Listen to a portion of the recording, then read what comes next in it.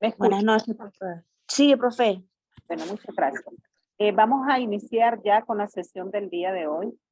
Hoy vamos a trabajar con, con la sesión 8, Rubén Darío y su obra. Vamos a abordar de igual forma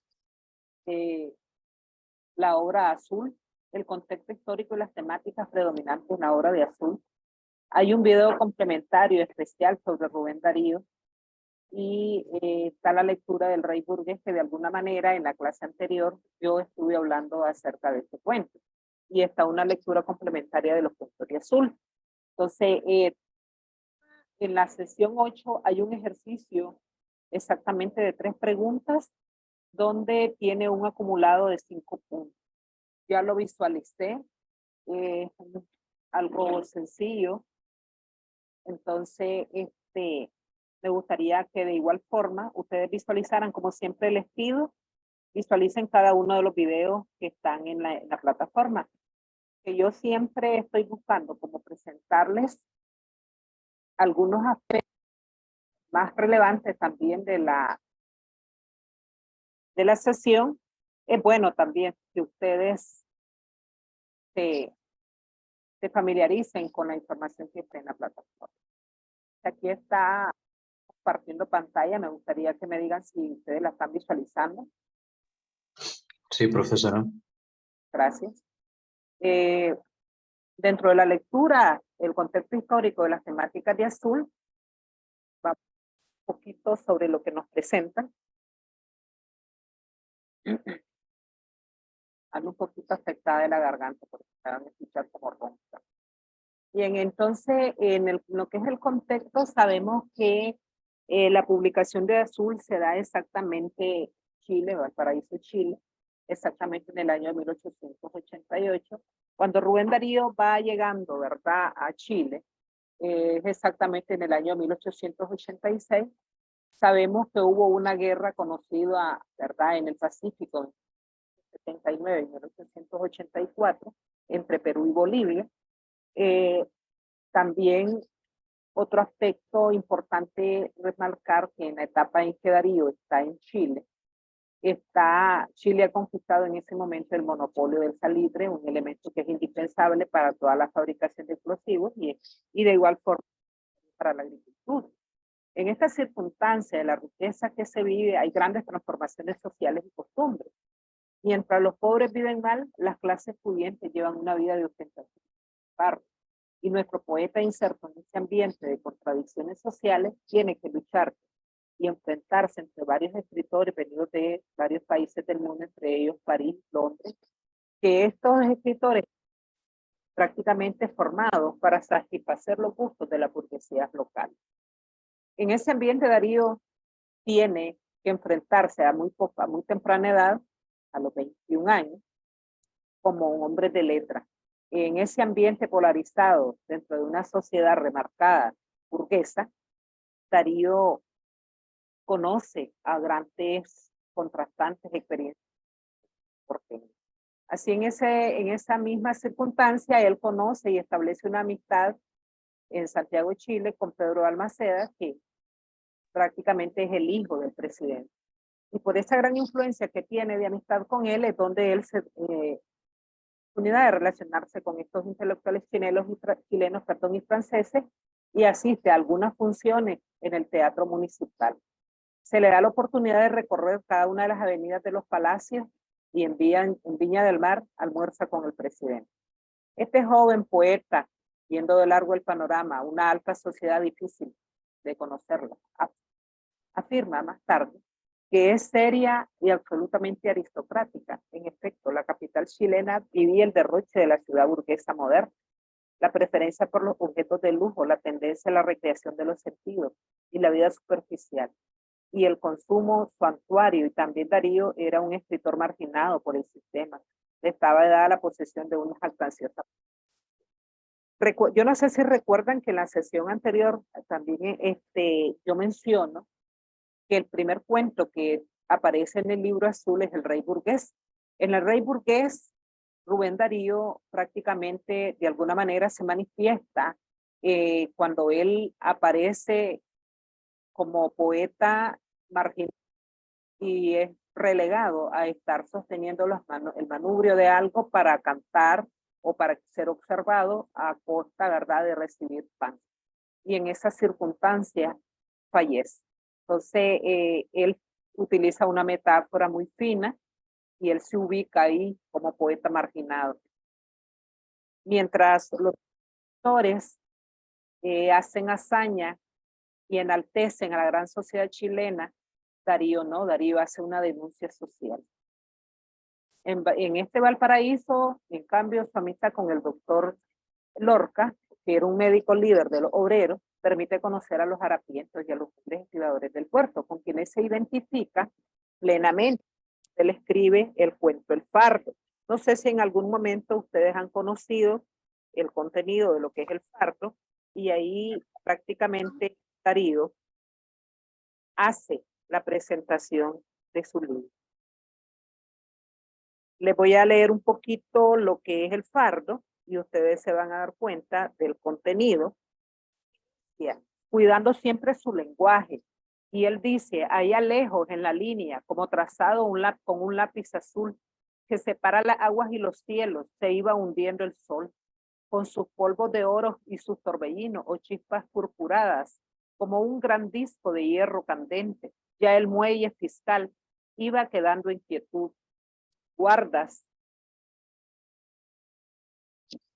Los guardas pasaban de un punto a otro, las gorras medidas, metidas hasta la ceja, dando aquí y allá sus vistazos, inmóvil el brazo de los pescantes, los jornaleros, se encaminaban a las casas, el agua murmuraba debajo del buey, para una personificación, y el húmedo viento salado que sopla del mar afuera en la hora en que la noche sube, mantenía las lanchas cercanas en un continuo cabeceo. Todos los lancheros, dice él acá, ya se habían ido, solamente el viejo tío Luca en conclusión, para no terminar de leérselos todos, él hace una historia de cómo se ganan el pan de cada día los lancheros, y entre hambre y pestulencia podemos decir que muere uno de los muchachos aplastado por una gran forma, ¿no? De algo por estar cargando, el muchacho sin haber comido, le cae encima, de ahí viene el fardo, ahí es la palabra fardo. En ese momento, también aquí vamos a encontrar la presencia del poeta, y aquí hay frases que son muy conmovedoras, y aquí él está narrando. Aquellos ojos chicos relumbrantes bajo las cejas grisas y peludas, que cómo se murió en el oficio, por dar donde comer a todos, a mi mujer, a los chiquitos y a mí, patrón, que entonces me hallaba enfermo. Y todo me lo refirió al comenzar aquella noche, mientras las olas se cubrían de brumas y la ciudad encendía sus luces. Él, en la piedra que le servía asiento, después de apagar su negra pipa y de colocarse en la oreja y de estirar y cruzar sus piernas cubiertas por los sucios pantalones, arremangados hasta el tobillo. El muchacho era muy honrado y muy de trabajo. Se quiso ponerlo a la escuela desde grandecito. Pero escuchen esta frase, pero los miserables no deben aprender a leer cuando se llora de hambre en el cuartucho. Era casado y tenía muchos hijos. Aquí está otra metáfora fuerte. Su mujer llevaba la maldición del vientre de los pobres, la fecundación. Había mucha boca que pedía pan, mucho chico sucio que se revolcaba en la basura, mucho cuerpo magro que temblaba de frío. Era preciso ir a llevar que comer, y para esto quedar sin aliento hasta trabajar con un cuello. Entonces, si ustedes se dan cuenta, en este cuento va relatando todo lo que se vive mientras se vive una vida ostentosa y lujosa en Chile. Hay gente que está pasando hambre, pero la mayoría de los poetas de la época enaltecían en la gran sociedad burguesa. Darío no, nuestro amado Darío se solidariza con la gente pobre. Dentro de las temáticas que se van a mencionar, son variadas, algunas opiniones de algunos críticos, y aquí uno de los grandes críticos, es Juan Valer, quien afirma en su carta prólogo: si me preguntase qué enseña su libro de usted y de qué trata, yo respondería sin vacilar, no se trata de nada y de todo. es obra de artista, obra de pasar, de mera imaginación. El propio Rubén en su historia de sus libros dice que es una producción de arte puro, sin que tenga nada de docente ni de moralizador. Pero un crítico, que es Noel Salomón, sostiene que el afán renovador en la forma de la escritura tiene una profunda vinculación con la incoherencia de Darío contra una sociedad injusta y por lo mismo condenable. Si ustedes se dan cuenta, lo que les estuve leyendo aquí prácticamente se relaciona lo que es la teoría con la parte literaria que Darío utiliza. Y Jorge Eduardo Arellano, apoyado, ¿verdad?, con otro crítico, agrega que el tema principal de cada uno de los cuentos de Azul es la lucha del hombre contra la sociedad. Y ese hombre no es más que el artista, pues el poeta cuento como un personaje, como autor. Aquí Darío, en cada uno de los cuentos de Azul, lo vamos a identificar, nos vamos a dar cuenta que él está ahí. Otra de las temáticas que presenta es la naturaleza. En Azul, la naturaleza es la principal fuente de inspiración del poeta, la expresión pura de la belleza. La contemplación del paisaje da al poeta modernista la oportunidad de plasmar de diferentes formas sus percepciones sensoriales. El canto, la fragancia de las flores, la textura de la corteza de los árboles. En lo que es en el cuento del Fardo, prácticamente es una narración de un paisaje donde él se encuentra en el mar y donde se vive, ¿no? Cada una, va relatando cada una de las vivencias que tiene la gente que trabaja ahí. Ahí está reflejada lo que es la naturaleza. Hay una cultura clásica, la referencia a los temas y los personajes de la cultura clásica van colocando a Darío en el mapa de la cultura universal. Él incluye a lo largo de Azul y hace funcionar varias equivalencias. De ellas la equiparación entre la fuerza del guerrero araucano, Caupolicán y Hércules.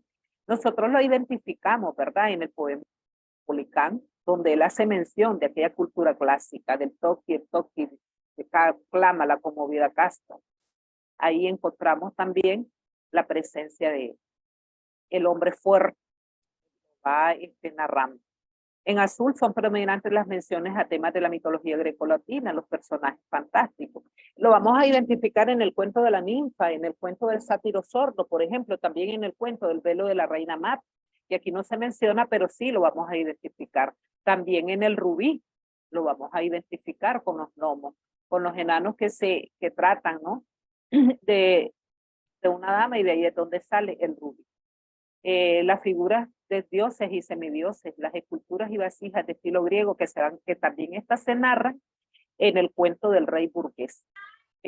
Símbolos de buen gusto y de refinamiento, que Darío hace uso de ellos.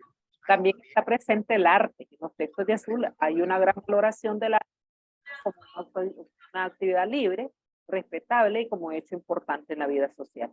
Desde el punto de vista de la relación que existe entre el arte y la vida, Darío está siendo influenciado por cada una de las corrientes europeas que se desprendían al principio, que era el arte por el arte. Aquí nos vamos a mencionar lo que era el simbolismo y el parnasianismo, uno que busque el estilo.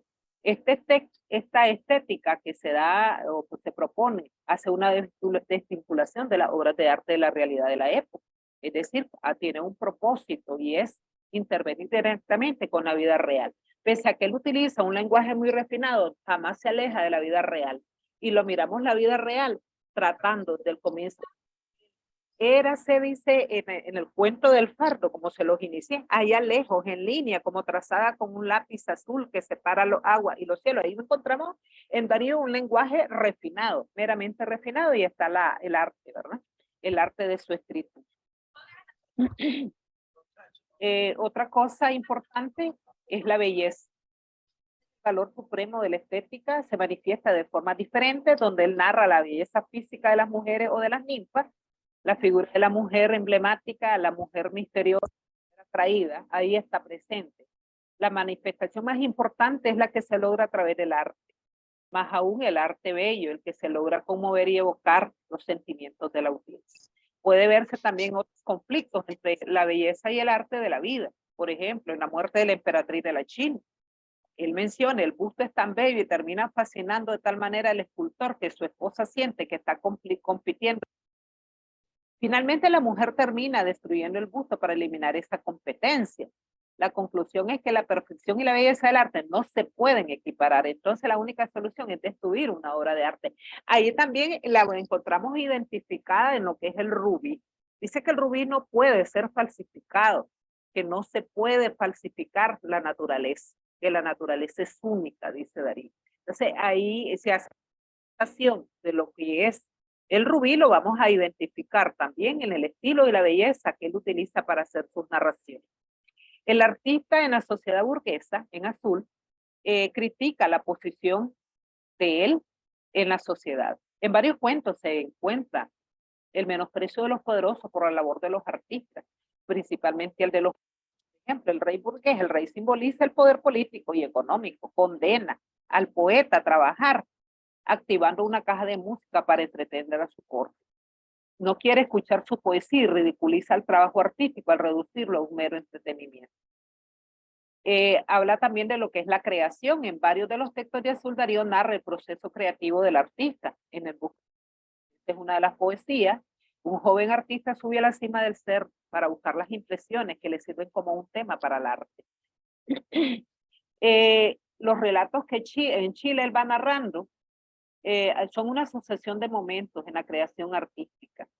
Luego hace un trabajo personal sobre lo que es la forma y el estilo, que lo que él pretende es que el poeta que nosotros leemos o hemos leído haga una transmisión de las percepciones sensoriales exactas.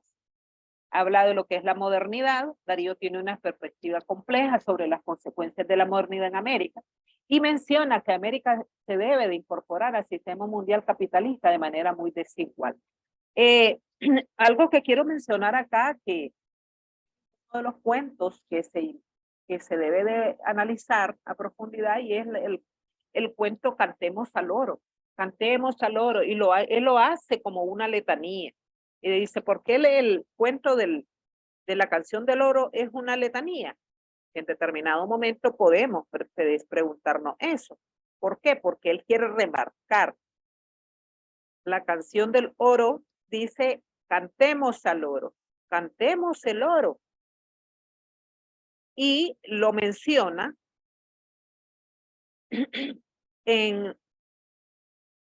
cuando él lo hace a través, dice, lo menciona como un poeta harapiento, llega a una zona rica de muchas ventanas lujosas y edificios, niños encantadores, miles de decoraciones lujosas que lo vamos a encontrar también en el Rey Burgués, de cuadros, de acuarelas, artistas, y luego asume que el mendigo asume que son los habitantes del palacio, que el carruaje sigue el camino y se hace en la noche. Entonces, la que hace prácticamente la parte central del cuento es la alabanza al oro. Esta oración dice que elogia, es irónica en el sentido en que esta canción enmarca en un fragmento narrativo que va relatando la condición de una vida pobre, paupérrima, del poeta que compone dicha canción. Y esta ironía proviene de una contra del significado literal de la canción, que es el culto que él hace a la opulencia, a la miseria en la que vive el poeta. Entonces, para no decirle, también se puede mencionar que vamos a encontrar una prosa poética y hay un gran híbrido entre lo que es la prosa y la poesía, pero la vamos a encontrar también de forma diferente en el Velo de la Reina.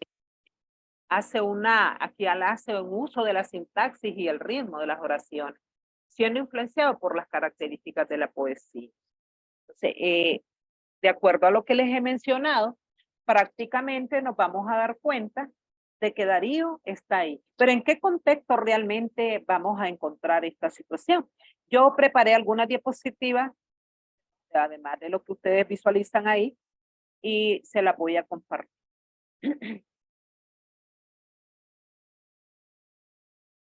Acá está. Comenzar con la primera. Dice, ¿en qué movimiento literario? Dice, habla un poquito de Romeo y Julieta, pero me voy a meter exactamente en mi Darío. Dice que, es la parte que me interesa, es una comarca espiritual, es algo íntimo que posee el artista, pero que tiene un hecho de serlo. Cuando no se compara con nadie, sino que él más bien hace un refugio de soñar para proveerse. La poesía de Rubén Darío de Poena define una obra y este espacio donde la prosa y la poesía logran de forma muy eficaz una armonía, tanto pictórica como musical. Yo les mencionaba El velo de la reina Mab, El rey burgués, El pájaro azul, son algunos de los relatos que se ven como total que la renovación de las letras hispanoamericanas inaugura una nueva etapa, nacida en las entrañas de América, y que se va a volver al mundo. Este modernismo que surge con Rubén Darío, con esta obra, marca el inicio pleno de un nuevo lenguaje producto del nacimiento de una nueva percepción, y muy siglo XVIII, como lo dice en uno de sus poemas, y muy antiguo y muy moderno. Audaz y cosmopolita, así se define al poeta nicaragüense de toda esa riqueza hecha en su literatura. Entonces, si también nos damos cuenta, hay muchos aspectos que debemos de tomar en cuenta en la vida de Rubén. Aquí está otra, hay videos complementarios, esta es una lectura de Azul de Rubén. Ya se las presento.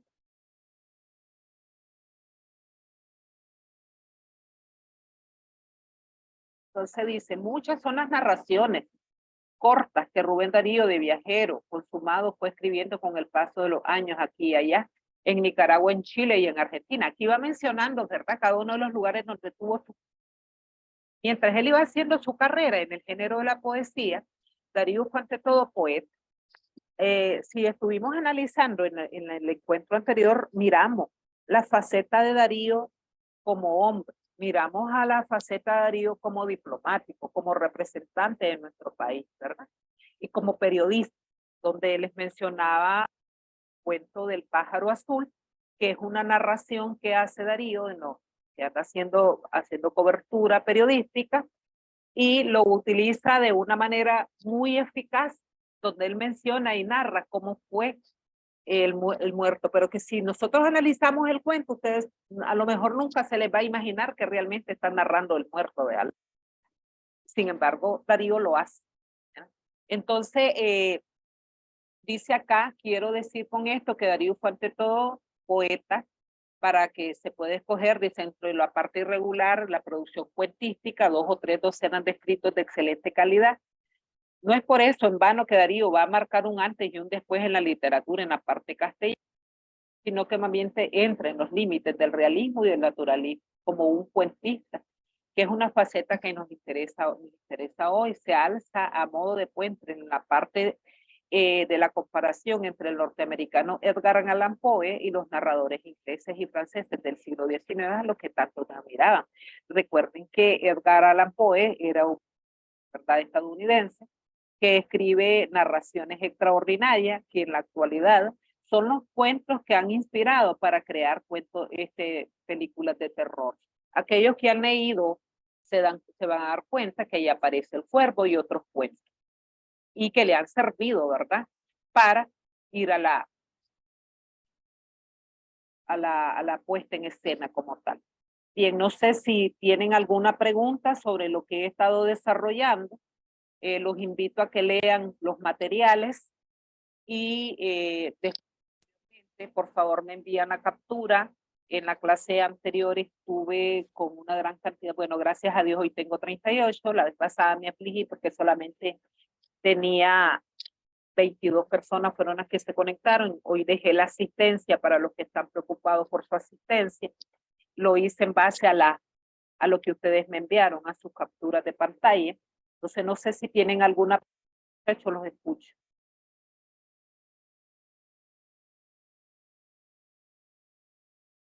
Aquí silencio. A ver.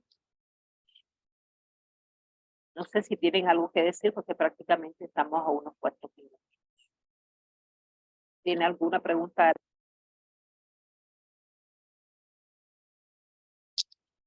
ver. No sé si alguien quiere interactuar. Nadie. Bien, entonces continúo.